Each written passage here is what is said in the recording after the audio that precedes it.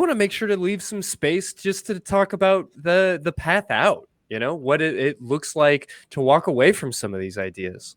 Yeah, so we should cover a really important one, which I'm surprised we didn't talk about until now, but there's alpha and beta behavior. Okay, so this one is really tricky because... Or that social Darwinism kind of pseudoscience. It's a social Darwinism pseudoscience, but also there's stuff in there that, like, again, isn't like 100% wrong, but the framing by which it's portrayed makes it wrong. So, like, again, I talked about being confident and like looking people in the eye when you're talking to them, or these kinds of like basic ideas that you get from, again, reading like Dale Carnegie's How to Make Friends and Influence People. Okay, like that's general advice on how to be successful in some of your relationships. Now, they'll call these qualities alpha qualities. These are like alpha male qualities that you want to have.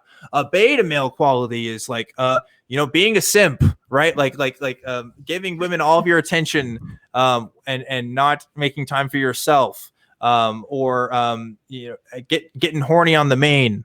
I guess I'm trying to use that phrase more often because I think it's funny, but like just making your attraction to somebody very obvious to a point where it's uncomfortable for the other person, right? Like that's like a beta behavior. And there's these tons of lists and ideas of what's alpha and what's beta. And like you put the nail on the head, Christy.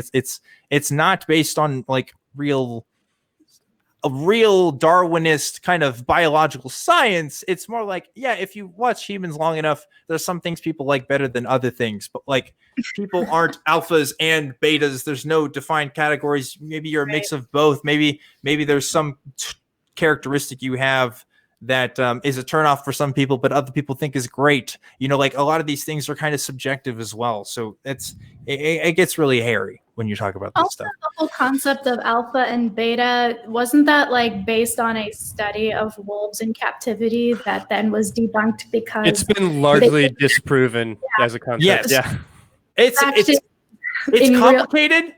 Because the wolf thing was debunked, but there's like other behaviors, especially in chimp groups and stuff, where you can kind of see some of those like it's not set in stone. Again, it's the idea of like you can have some of these characteristics and maybe be a leader in your group, but that doesn't mean like you are the alpha. You have total control. Like people, especially again in some of these chimp groups and chimpanzee groups specifically is what I'm thinking of. Like people do fight for control over the group, but also if you look at like bonobos, they have systems of like kind of mutual love. They're kind of hippies and stuff. So it's not set in stone for every species of like how these systems work, and it definitely doesn't mean that human society is meant to be that way, although historically we've been pretty patriarchal and all that. So, Yeah, I think it's just useful to know, like the thing that I'm taking out of all of this more than anything is we are pattern seeking machines, right? We like categories. We like grouping things into A or B. We like lists and rules, and this is how people work, and this is how you game the system, and this is all you need to know in order to succeed at things. And it's a compelling concept, and it's nice to imagine that there is a secret code that you tap into, and then all of a sudden like everything will work out for you, and you'll get all the sex you want, and you'll get a girlfriend who's super hot, and you'll get a job that you like a lot and pays you a lot of money. Like that's a great fantasy to live in, but it's just not the way people work.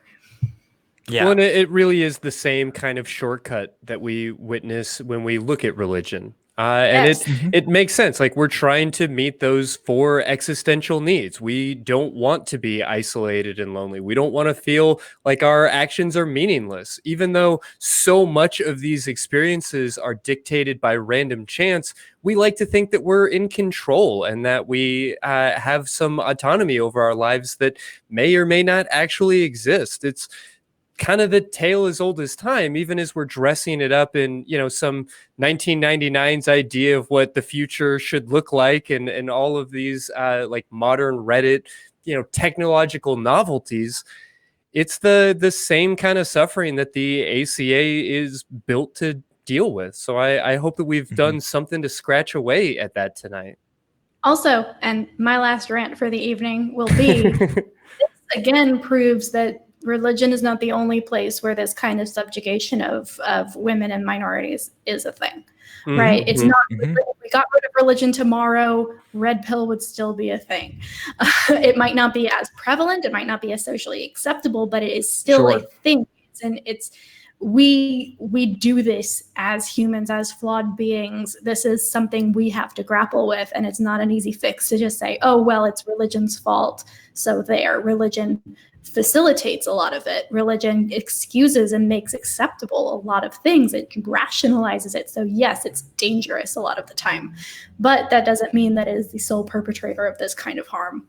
Yeah, Christy, you mentioned you wanted to talk about what's the way out. How do people kind of leave this thing? And so I'd say for myself, when I was, again, looking at this stuff when I was younger, I think the more I grew older, and honestly getting more involved in the atheist community kind of helped me realize that, because I did kind of become more woke to feminism and stuff, and realize what actual feminists were saying, and not what the dude at the camera on YouTube with the 1 million views is saying what feminists are saying.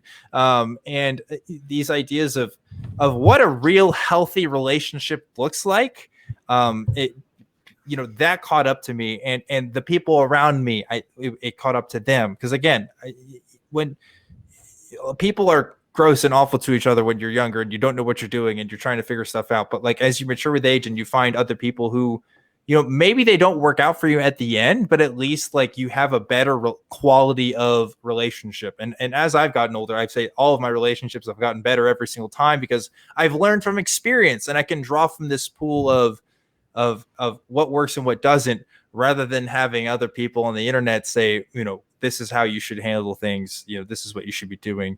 I guess just life gets to you. I want to point to a great subreddit as well.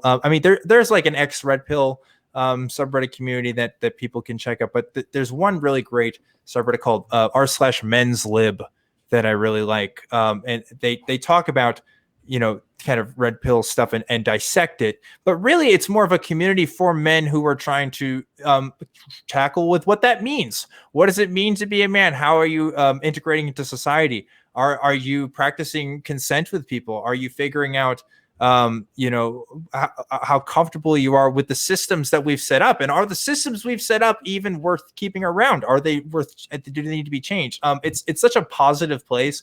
And I think if I found that community before I found the red pill community, I wouldn't have to have gone through all the things that I did. Sure. I given a shout out to that subreddit. It's really cool. And I'm sure there's other resources as well. There's tons of blog posts from people who were really into the red pill community and stuff, who have since kind of disavowed that. That's a Google click away. So check that out. Yeah, and I'll make sure to include both of those in the show notes to this episode and the links that go with that. But I guess I just want to maybe not harp on this too much, but recognize that the same skills that we are, that AXP, really distills down, the same conversations that are happening on Talk Heathen. I mean, the things that are happening on the ACA network are about how to look at these things, how to think critically, how to examine the fallacies and recognize some of these things. And, for Alex and anybody else watching, I'm hoping that, those skills alone are helping you to ask the right questions. Yeah. I hear Truth Wanted's pretty good too, but I don't know that. I mean, that seemed too obvious with you here, Speaking of, Dan, you want to plug your stuff? Yeah, absolutely. So I am Objectively Dan. I shit post on Twitter all the time. So follow me at Objectively Dan on there. But also my main gig right now is with Truth Wanted, which is a call-in show just like this one, where we talk about what people believe and why. Tomorrow we're having guest Scott Crow on, who was once wanted by the U.S. government for his anarchist activities. So that's the kind of conversations we have. Yeah. This kind of whatever calls that Matt gets on AXP that he's not patient enough to deal with, they go to Truth Wanted. That's what we do. Aliens. About aliens and but we talk about religion too. That comes up quite a bit. But we get new guests every single week, so be sure to check it out live Fridays at 7 p.m. Central. And that's all I'm up to these days right now. That's awesome. And I want to encourage people to check out the Truth Wanted fan group,